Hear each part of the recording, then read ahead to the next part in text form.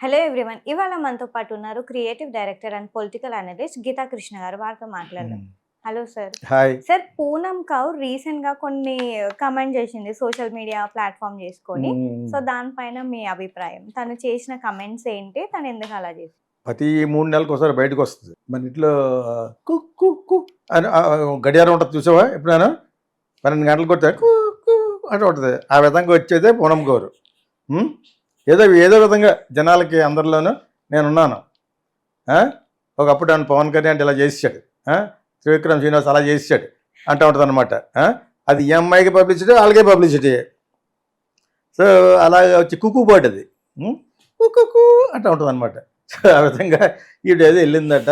ఈవిడ కూడా ట్రావెల్ చేసిన దాని పేరు చెప్పట్లేదు. ఎందుకు చెప్పట్లేదు?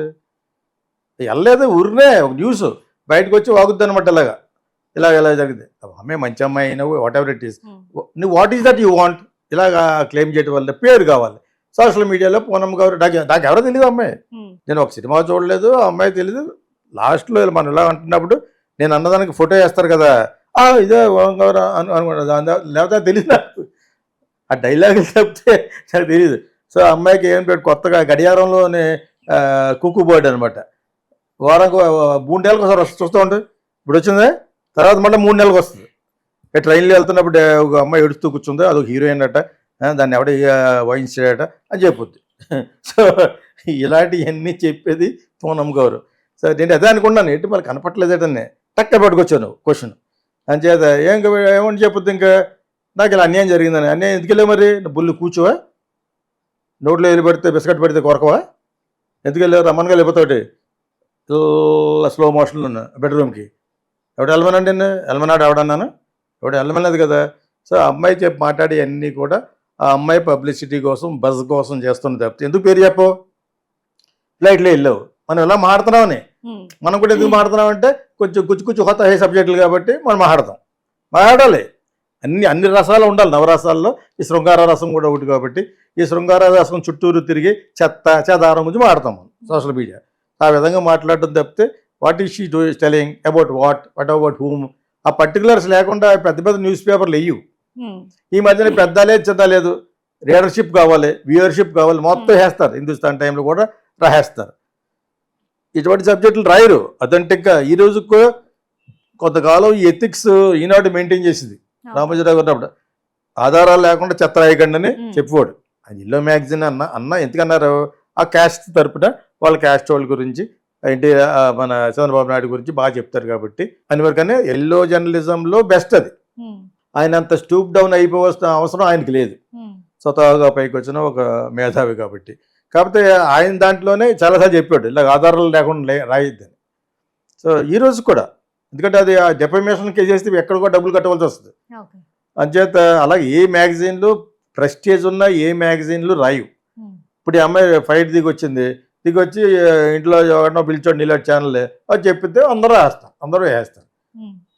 ఆ రోజులు అయిపోయినాయి. ఇప్పుడు ఏదో ఒక విధంగా బజ్ ఉంటే ఆ ఛానల్ చూస్తారని, బజ్ ఉంటే ఆ ప్రింట్ న్యూస్ చూస్తారని, అది ఎవరికంటే అన్ని నేను సినిమా చూస్తూ ఉంటాను నైట్ వస్తా పైకి.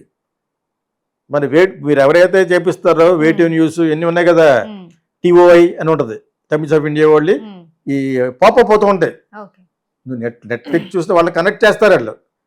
సో, మనం చూస్తున్నప్పుడు పైన వస్తుంది గచ్చి బిల్లులో అమ్మాయిని ఏదో చేశారు ఉంటుంది, ఇంకోటి ఏదో రష్మిక ఇలాగంది, అలా వస్తూనే ఉంటాయి unless you block them. So, ఆ విధంగా ఏదో న్యూస్ వస్తూ ఉంటుంది. ఆ విధంగా చెప్పడానికి తప్పితే ఏం చెప్పుద్ది ఆ అమ్మాయికి ఆయన జరిగింది ఎవరు ఏంటి చెప్పండి, నువ్వేం చెప్పేస్తే మనం చెప్పేసుకోవాలన్నా? నేను ఆ అమ్మాయికి యాంటీ ఏం చెప్తానంటే, if it is true come out with the facts. నీ దాని గురించే నువ్వు ఫ్యాక్ట్లు చెప్పడానికి 5 సంవత్సరాలు పట్టింది నీకు, 10. శ్రీనివాస్ గోకేడ్ లేదా పవన్ కళ్యాణ్ గోకేడ్ అని చెప్పడానికి ఇండైరెక్ట్గా దాస్తూ చెప్పు. If you not telling just shut up. If you are trying to tell ఇది ఒక అట్రాసిటీ జరిగింది, నాకన్నా అన్యాయం జరిగిందని టెల్. ఇప్పుడు ఆ విధంగా ఉంది. ఎవరో అబ్బాయి పేరు చెప్తా, ఇంకెందుకు మరి చెప్పడం న్యూస్? సో, ఈ న్యూస్ ఎక్కడి వరకు ఎందుకు ఆపేద్దామంటే ఆవిడ గడియారంలో ఉండే కుక్కు బర్డ్ 3 నెలలకు ఒకసారి వస్తుంది, చూస్తూ ఉండండి. మళ్ళీ 3 నెలల తర్వాత మళ్ళీ వస్తుంది. అలా ఆవిడ ముసలోడు అయిపోయి నేను కూడా ముసలోడు అయిపోయాక వస్తాను ఉంటుంది అలాగా. సో అది ఆ అమ్మాయి యొక్క యాటిట్యూడ్ అంటే ఏంటంటే when if you wanted to condemn ఒక సాంఘిక దురాచారాన్ని కానీ ఒక ఇండస్ట్రీలో జరుగుతున్న అన్యాయాన్ని కానీ అరికట్టాలనుకుంటే కరెక్ట్ ఫ్యాక్ట్స్ రా, పేర్లతో రా, ఇన్సిడెంట్లతో రా, ఏ టైంలో ఎక్కడ ఎవడో ఏం చేసాడు ఈ అమ్మాయినని.